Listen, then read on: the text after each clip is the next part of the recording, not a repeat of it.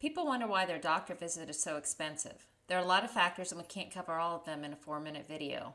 But as we discussed in our video, My Doctor Charged what doctors charge is not what they get paid. So let's remove charges from the payment equation.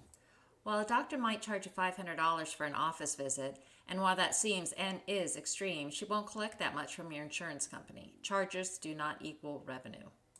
That said, some cost for your doctor's visit falls at the feet of the doctor's employment situation. In other words, who the doctor works for. Let's take a look into hospital outpatient department HOPD billing and collecting. Let's say that Dr. Smith is a cardiologist in private practice. She provides great cardiology care, including a good staff, a nice office, good reviews around town, and a bevy of in-office diagnostic imaging services so you get everything you need in one visit.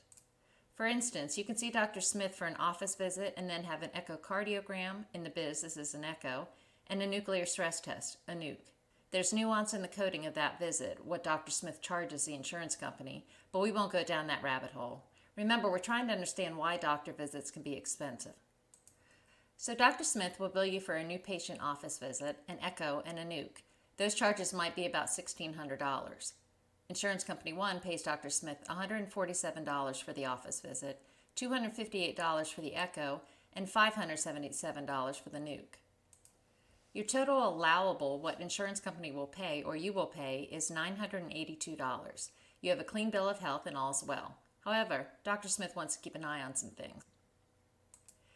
Fast forward a year. Dr. Smith wants to get out of the day-to-day of running her practice and wants to avoid the headaches of small business management. She wants the employment protection and compensation package that hospital employment offers her. With some negotiation and the stroke of a pen, the hospital employs Dr. Smith's staff and assumes the cost of running the practice. After Dr. Smith's brief vacation, she now just sees patients daily versus running a small business. Dr. Smith is now employed by the hospital and no longer needs to worry about profit and loss of the business, just her work relative value production. Let's say that your cardiology condition has gotten worse. Dr. Smith needs you back in the office annually to manage your condition. You expect, generally speaking, to pay no more than $982 for the same battery of tests. What you don't know is that Dr. Smith's practice is now owned by the hospital.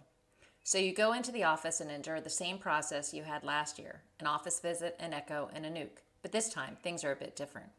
Dr. Smith, or the hospital, has now charged you $2,250 for the visit. Why? The tests are the same. The visit is exactly the same. There's no difference in quality. What has changed? Well, since the hospital owns a practice, they can bill the office visit and diagnostic tests as if they happened in the hospital, which means it costs more. Nothing has changed except for the fact that the hospital owns a practice and can bill your visit as an HOPD visit. In other words, they can charge and collect at a higher rate. Also, the hospital is not getting paid more because the charges are higher. Remember, charges generally don't matter. Instead, they're getting paid more because a medical practice is now considered a hospital outpatient department. For essentially the same services, you now owe about $340 more. Is this fair? Maybe not. But it's totally legal and totally accepted. It's also part of the reason why hospitals are buying doctors' offices. Generally, they can bill and collect more money. When consumers shop for care, they should A, ask about ownership. Does the hospital or health system own the clinic or does the doctor? If the hospital owns a clinic, it's probably going to cost you more out of pocket. And B, what will these services cost me?